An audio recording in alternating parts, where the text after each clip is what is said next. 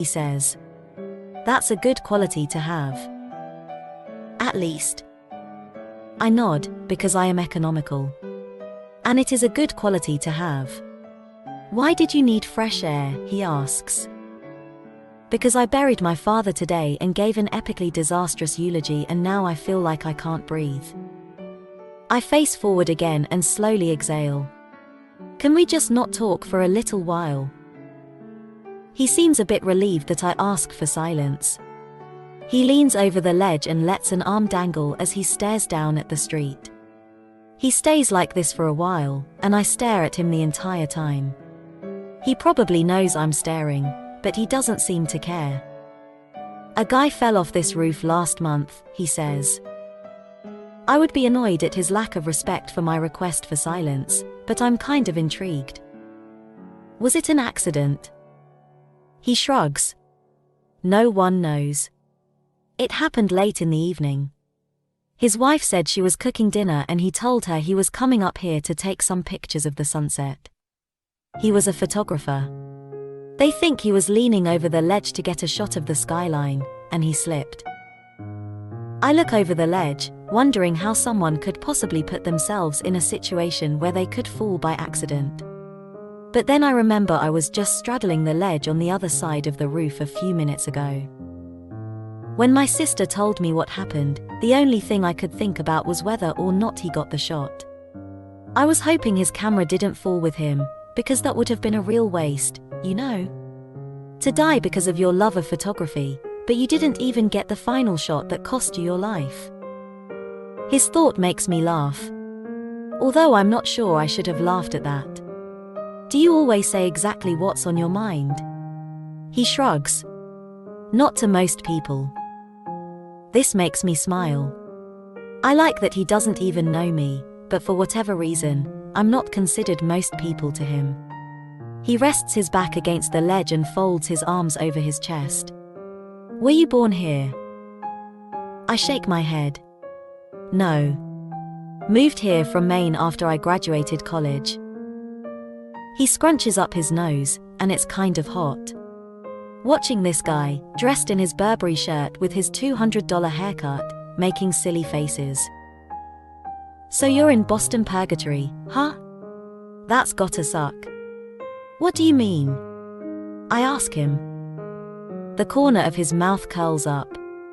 The tourists treat you like a local, the locals treat you like a tourist. I laugh. Wow. That's a very accurate description. I've been here 2 months. I'm not even in purgatory yet, so you're doing better than I am.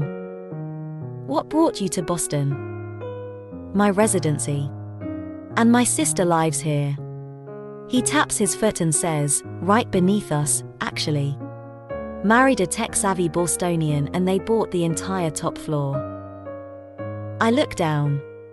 The entire top floor. He nods. Lucky bastard works from home. Doesn't even have to change out of his pajamas and makes 7 figures a year. Lucky bastard, indeed. What kind of residency? Are you a doctor? He nods. Neurosurgeon.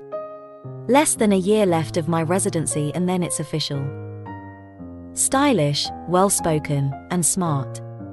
And smokes pot. If this were an SAT question, I would ask which one didn't belong.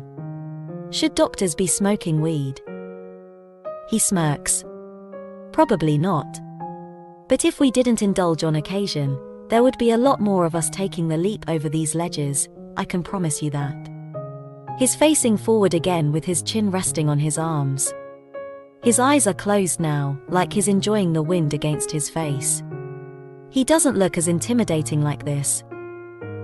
You want to know something that only the locals know? Of course, he says, bringing his attention back to me. I point to the east. See that building? The one with the green roof. He nods. There's a building behind it on Melcher. There's a house on top of the building. Like a legit house, built right on the rooftop. You can't see it from the street, and the building is so tall that not many people even know about it. He looks impressed. Really? I nod. I saw it when I was searching Google Earth, so I looked it up. Apparently a permit was granted for the construction in 1982. How cool would that be? To live in a house on top of a building. You'd get the whole roof to yourself, he says. I hadn't thought of that. If I owned it, I could plant gardens up there. I'd have an outlet. Who lives there, he asks. No one really knows. It's one of the great mysteries of Boston. He laughs and then looks at me inquisitively. What's another great mystery of Boston? Your name. As soon as I say it, I slap my hand against my forehead. It sounded so much like a cheesy pickup line, the only thing I can do is laugh at myself. He smiles. It's Ryle, he says. Ryle Kincaid. I sigh, sinking into myself. That's a really great name. Why do you sound sad about it? Because I'd give anything for a great name. You don't like the name Lily? I tilt my head and cock an eyebrow. My last name is Bloom. He's quiet. I can feel him trying to hold back his pity. I know. It's awful. It's the name of a 2-year-old little girl, not a 23-year-old woman. A 2-year-old girl will have the same name no matter how old she gets. Names aren't something we eventually grow out of, Lily Bloom. Unfortunately for me, I say. But what makes it even worse is that I absolutely love gardening. I love flowers. Plants. Growing things. It's my passion. It's always been my dream to open a florist shop, but I'm afraid if I did, people wouldn't think my desire was authentic. They would think I was trying to capitalize off my name and that being a florist isn't really my dream job. Maybe so, he says. But what's that matter? It doesn't, I suppose. I catch myself whispering, Lily blooms, quietly. I can see him smiling a little bit. It really is a great name for a florist. But I have a master's degree in business. I'd be downgrading, don't you think? I work for the biggest marketing firm in Boston. Owning your own business isn't downgrading, he says. I raise an eyebrow. Unless it flops. He nods in agreement. Unless it flops, he says. So what's your middle name, Lily Bloom? I groan, which makes him perk up. You mean it gets worse? I drop my head in my hands and nod.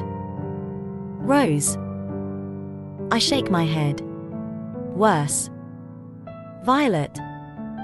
I wish. I cringe and then mutter, Blossom. There's a moment of silence. Goddamn, he says softly. Yeah. Blossom is my mother's maiden name and my parents thought it was fate that their last names were synonyms. So of course when they had me, a flower was their first choice. Your parents must be real assholes. One of them was. My father died this week. He glances at me. Nice try. I'm not falling for that. I'm serious. That's why I came up here tonight. I think I just needed a good cry. He stares at me suspiciously for a moment to make sure I'm not pulling his leg. He doesn't apologize for the blunder. Instead, his eyes grow a little more curious, like his intrigue is actually authentic. Were you close? That's a hard question. I rest my chin on my arms and look down at the street again. I don't know, I say with a shrug. As his daughter, I loved him. But as a human, I hated him. I can feel him watching me for a moment, and then he says, I like that.